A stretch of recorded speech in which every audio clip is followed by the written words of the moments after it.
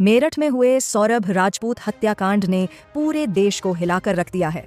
इस मामले में हर दिन नए और चौंकाने वाले खुलासे सामने आ रहे हैं। हाल ही में पुलिस जांच में यह बात सामने आई है कि सौरभ की पत्नी मुस्कान ने अपने पति की हत्या के बाद उसके शव को एक ड्रम में डालकर उसमें सीमेंट भर दिया था। लेकिन उसकी मूल योजना इससे भी ज्यादा हैरान करने वाली थी। मुस्कान ने ड्रम में सौरभ के शव के ऊपर मिट्टी डालकर एक पेड़ लगाने की योजना बनाई थी। उसका इरादा शव को इस तरह छिपाने का था कि किसी को शक न हो और लाश की बदबू भी बाहर न आए। हालांकि बाद में उसने इस योजना को बदल दिया और शव को सीमेंट से सील कर दिया। पुलिस के अनुसार मुस्कान और उसके प्रेमी साहिल शुक्ला ने सौरभ की हत्या की साजिश कई महीनों पहले से तैयार कर ली थी। सौरभ एक मर्चेंट नेवी अफसर था और लंदन में नौकरी करता था। वह फरवरी 2025 में अपनी बेटी पीहू के जन्मदिन के लिए मेरठ लौटा था। मुस्कान को पता था कि सौरभ का वीजा खत्म हो चुका है और वह भारत आने वाला है। उसने साहिल के साथ मिलकर इस मौके का फायदा उठाने का फैसला किया। 3 मार्च की रात को मुस्कान ने सौरभ को खाने में नशीली दवाइयां मिलाकर दीं, जिससे वह बेहोश हो गया। इसके बाद दोनों ने चाकू और उस्तरे से सौरभ पर हमला किया। मुस्कान ने उसके सीने पर 3 बार चाकू मारा और फिर गला काट दिया। साहिल ने सौरभ का सिर धड़ से अलग कर दिया। हत्या के बाद दोनों ने शव को ठिकाने लगाने की योजना बनाई।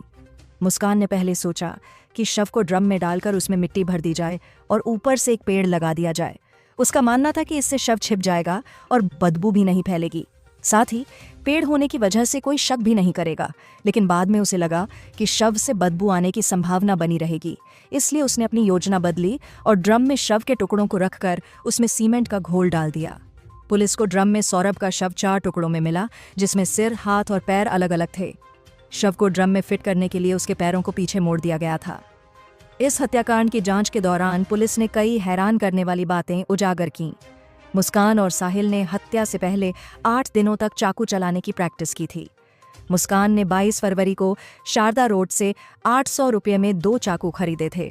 इसके अलावा उसने एक उस्तरा भी लिया था, जिससे सौरभ का गला काटा गया। दोनों ने हत्या को इतनी सावधानी से अंजाम दिया कि पड़ोसियों की भनक नहीं लगी।